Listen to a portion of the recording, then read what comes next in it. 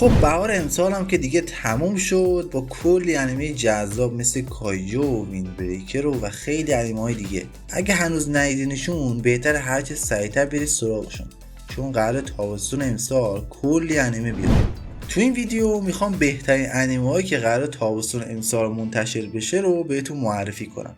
خب وقتتون رو بیشتر از این نمیگیرم، بریم سراغ انیمه رنگ تو. یه انیمه سینمایی جدیده که درباره یه دختر مدرسی به اسم تتسوکوه که به یه مدرسه مذهبی تو شهر ناکاساکی میره، ولی اون فقط یه دختر معمولی نیست، بلکه اون یه قدرت عجیبی داره که میتونه درون همه آدما رو با رنگای متفاوت ببینه که هر کدوم از این رنگا یه احساسی از اون شخص رو به تتسوکو نشون میدن. آدمای شاد با رنگای روشن و آدمای افسرده و ناراحت با رنگای تیره. توی یکی از همون روزا وقتی اون وارد یه کتاب فروشی توی جای دورافتاده از شهر میشه، با یه دختر و پسری که عاشق موسیقی آشنا میشه و اونا از تتسوکو میخوان که توی باند موسیقیشون عضو بشه.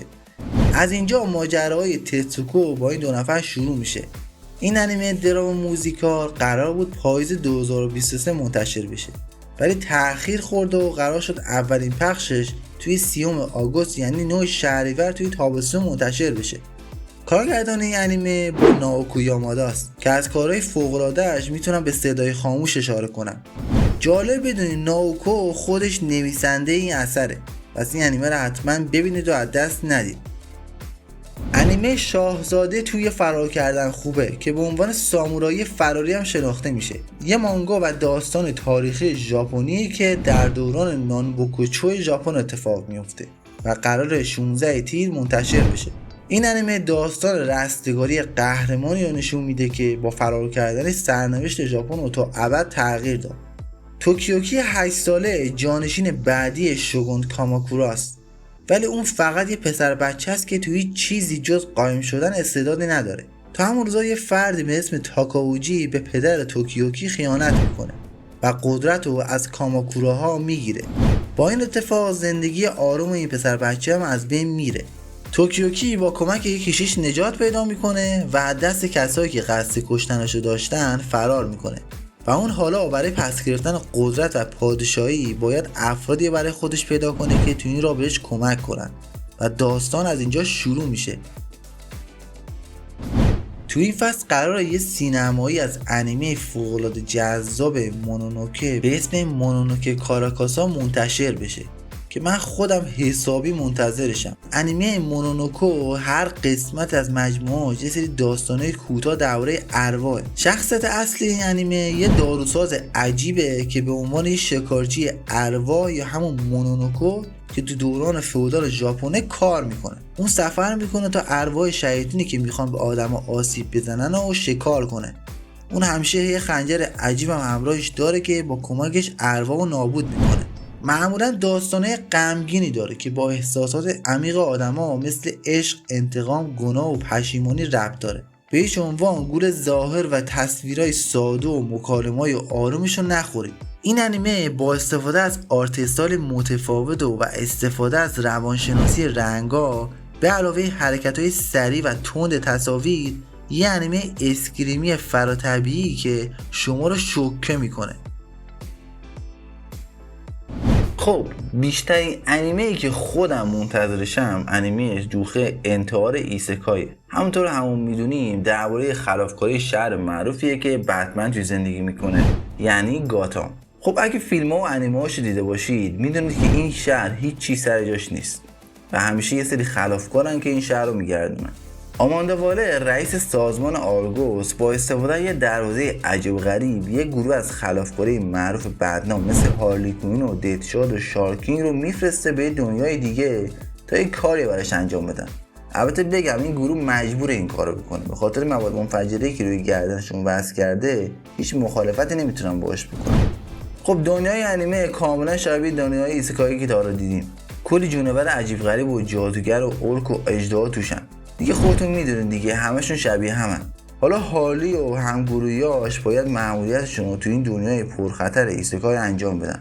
فعلا هیچ نظر خاصی راجع به داستان انیمه نمیشه داد، ولی ترکیب دنیای بتمن با انیمه ایسکا یکم جذاب و جالب به نظرم. حالا بس صبر کنیم ببینیم اون چیزی که ازش انتظار میره هست یا نه. من که خودم خیلی منتظرشم. و این نکته مهم، استودیوی ویت سازنده انیمه اتک تایتان و اسپای فامیلی و وینلند ساگا قراره انیمه رو بسازه که اگه این استودیو رو بشناسید میدونید که انیمه بد تا حالا نساخته. خب این انیمه قرار 16 تیر منتشر بشه. این انیمه رو از دست ندید. انیمه معروف اوشینوکو، انیمه ایسکایی که بهار پارسال با اومدنش اینترنت رو ترکون.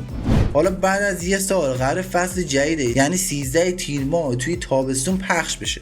داستان درباره پزشک به اسم گورو آمامیاست که توی بیمارستان توی حومه شهر کار میکنه.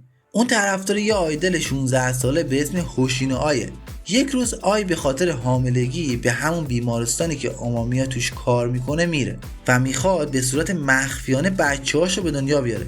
آمامیا به آی قول یه زایمان راحت رو میده، ولی قبل از اینکه بچه‌ها به دنیا بیان یه فرد مرموز زمانی که آمامیا تو محوطه بیمارستان قدم میزد اون رو میکشه. ولی به طور عجیبی اون به عنوان پسر آی یعنی آکوا تناسخ پیدا میکنه و زندگیش کاملا عوض میشه. زندگی اون تا مدت‌ها خیلی آروم بود، ولی یک روز اتفاقی میفته که آکوا مصمم میشه تا پدرش رو پیدا کنه. این انیمه شاید تو نگاه اول خیلی ساده بیاد، ولی در واقع این یه انیمه روانشناختی اجتماعیه که با یه داستان جذاب و مرموز شما رو میخکوب میکنه. با دیدن قسمت اولش قول میدم دیگه ولش نمیکنید. اگه فصل اولش رو ندیدید بهتره هر چی سریعتر برید سراغش که فصل دومش قراره کمتر از یه ماه دیگه بیاد. اومدن فصل دوم انیمه تاور آفت گاد یه خبر خیلی خوب برای طرفدارای انیمه بود.